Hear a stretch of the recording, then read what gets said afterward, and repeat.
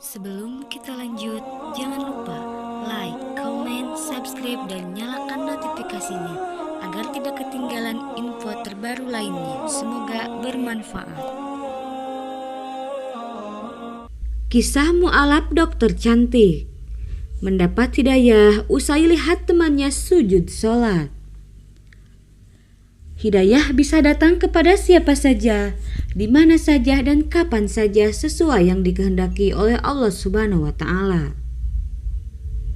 Inilah kisah dokter cantik memutuskan menjadi mu'alaf.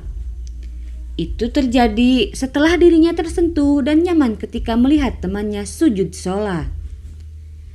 Namun hijrahnya tidaklah mudah. Ada berbagai hal yang harus dia korbankan, termasuk rumah tangganya. Dokter cantik itu bernama Foni.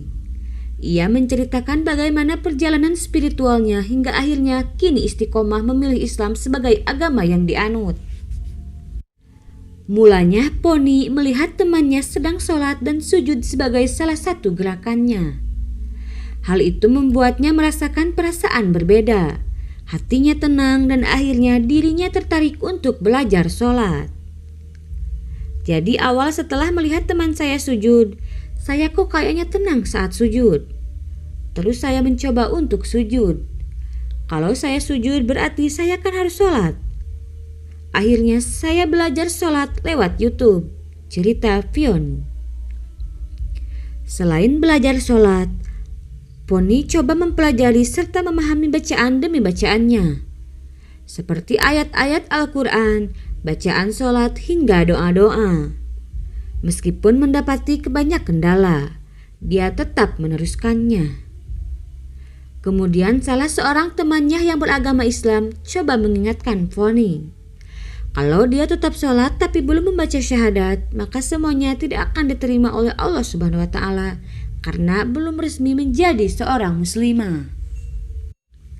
Mendengar nasihat temannya itu, akhirnya Poni mencari masjid untuknya belajar Islam dan sekaligus dibimbing mengucapkan 2 kalimat syahadat. Kala itu tepatnya pada tahun 2019.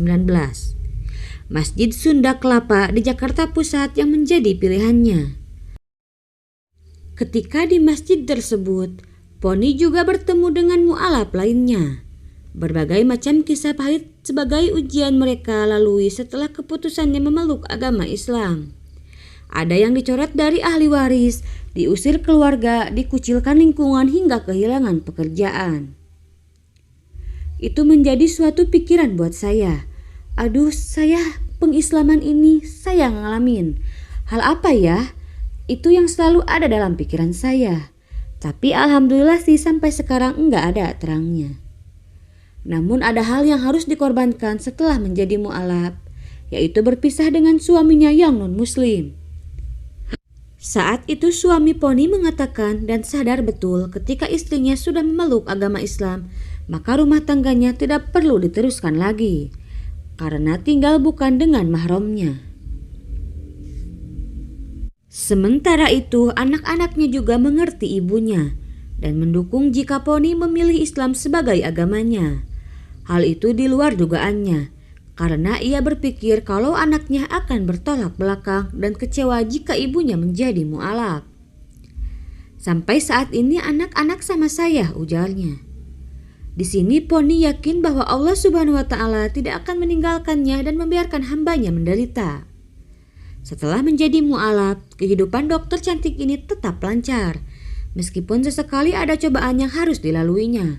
Akan tetapi itu semua Poni jalani sebagai bentuk ujian memperkuat imannya.